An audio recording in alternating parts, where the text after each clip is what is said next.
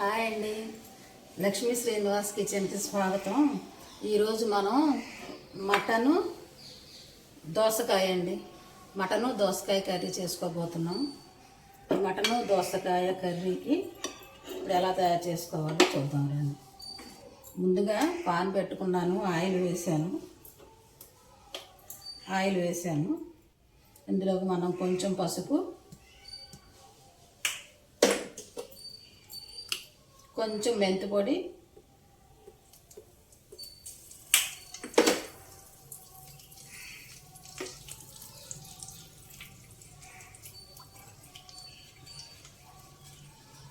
మెంతి పొడి అరోమా అండి. అసలు వెయ్యగానే భలే మంచి స్మెల్ వస్తుంది. ఇదిగోండి ఉల్లిపాయ, పచ్చిమిరపకాయ, కరివేపాకు ఈ 3 వేసేసుకున్నాం.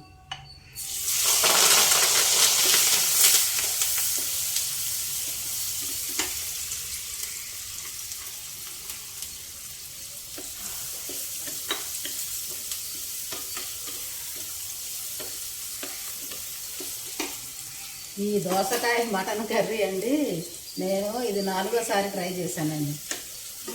ఒకసారి అయితే నేను చక్కగా అప్లోడ్ కూడా చేసేసా.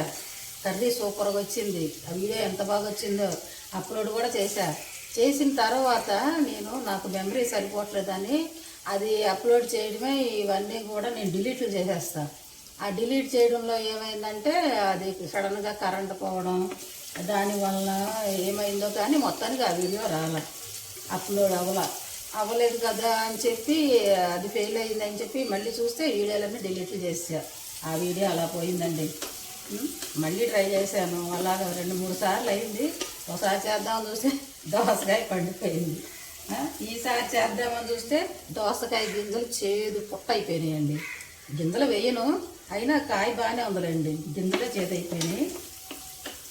ఇక ఈసారి ట్రై చేస్తున్నాను, మరి కర్రీ ఎలా వస్తుందో ఏమో. ఉల్లిపాయ కొంచెం వేగాలండి, మనం మూత పెట్టుకుందాం, కొంచెం మగ్గాలి.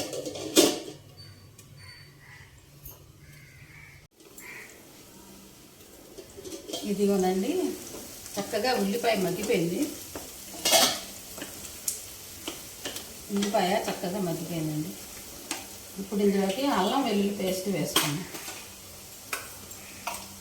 అల్లం వెల్లుల్లి పేస్ట్ 1 స్పూను,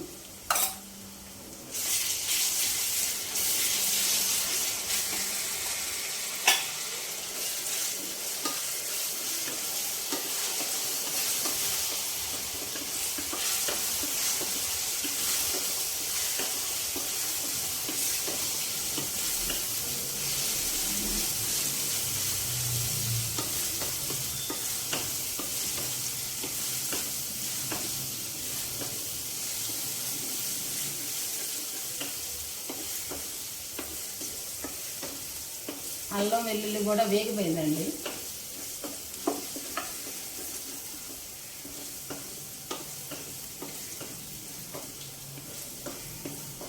ఇదిగోండి మ్యాగ్నేషన్ చేసి పెట్టుకున్న మటన్ అండి. ఇది మటన్ మ్యాగ్నేషను నేను షార్ట్ కూడా చేశాను ఇందాక, చూడండి.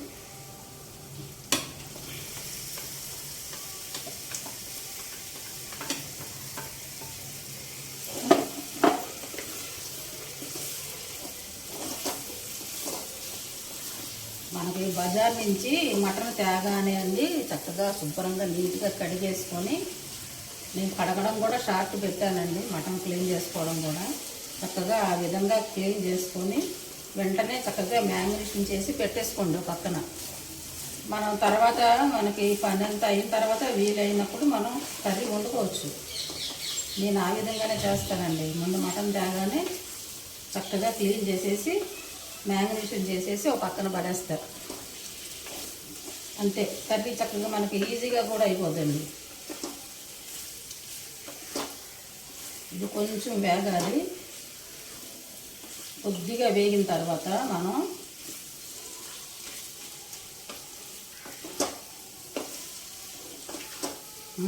కూర గుమగుమలాడుతుందండి.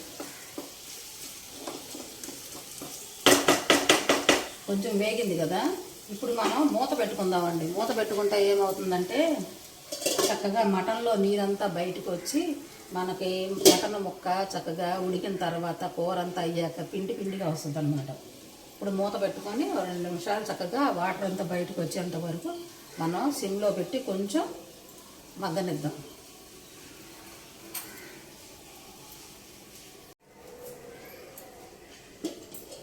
ఇదిగోనండి, చక్కగా వాటర్ బయటకు వచ్చేసింది. ఇప్పుడు కొంచెం వేయించుకుందాం. కొద్దిగా వేగాక మనం దోసకాయ వేద్దాం.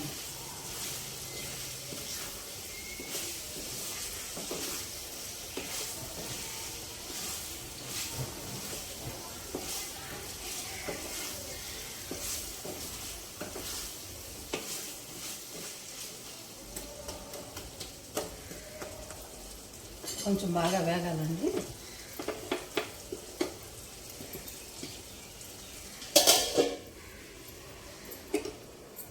ఇదిగోనండి, ఈ దోస గింజలు ఏం చేయాలంటే మనం గింజలు వేయకూడదండి.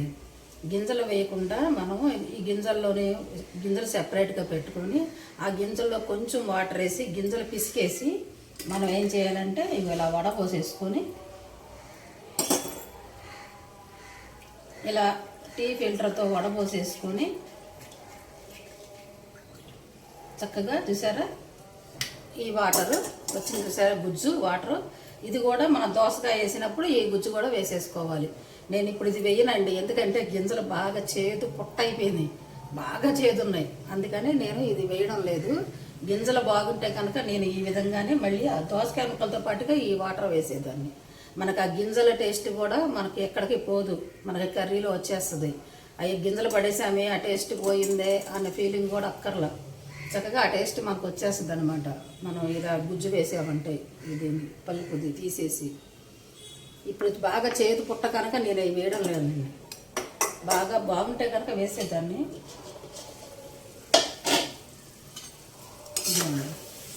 చక్కగా వేగిపోయింది మటను.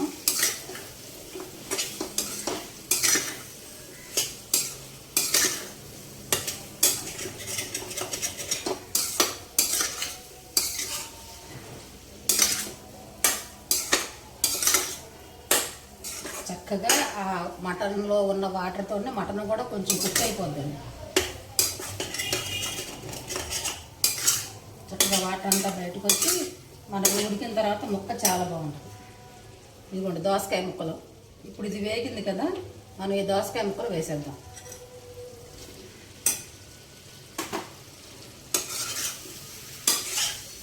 దోసకాయ ముక్కలు వేసాక ముక్కలు కొంచెం వేగాలండి.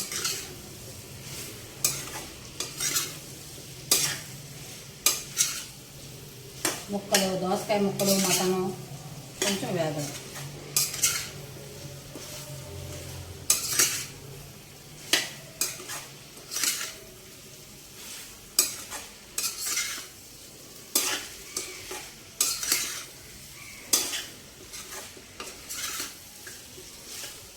కొంచెం ఉప్పు చూసుకుందామండి.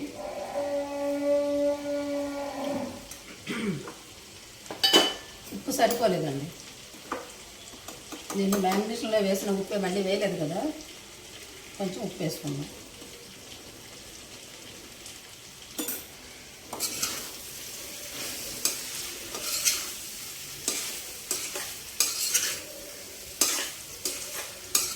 దోసకాయ ముక్కలు కొంచెం పెద్ద ముక్కలే ఉంచుకోండి, మనం మటన్తో పాటుగా దోసకాయ ముక్క కూడా ఉడకాలి కదా. ఇదిగోండి ఈ సైజు ముక్క అయితే సరిపోద్ది. మరి చిన్న చిన్నవి కోసేసారనుకోండి అవి గుజ్జు అయిపోతాయి, మనకు దోసకాయ ముక్క కనబడదు. చక్కగా ఈ 2 వేగిపోయినాయి కదా, ఇప్పుడు కొంచెం వాటర్ పోసుకుందాం. ఇలా ముక్క మునగ వాటర్ పోసుకొని ఒక్కసారి కలిపేసి అంత బాగానే వచ్చిందండి. ఆ దోస గింజల గుజ్జు మాత్రం పడల, అది కూడా పడితే బాగుండేది. మరి ఏం చేద్దాం, అదేం చేదైపోయింది.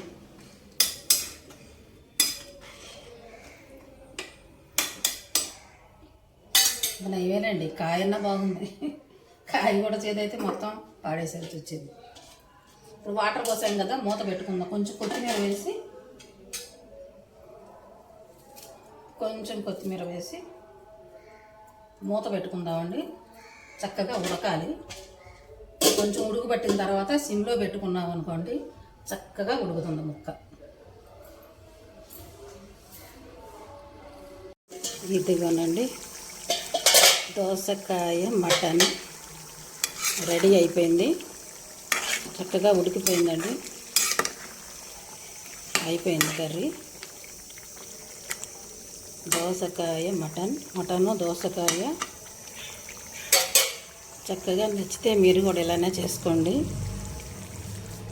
లైక్ చేయండి, షేర్ చేయండి, సబ్స్క్రైబ్ చేసుకోండి.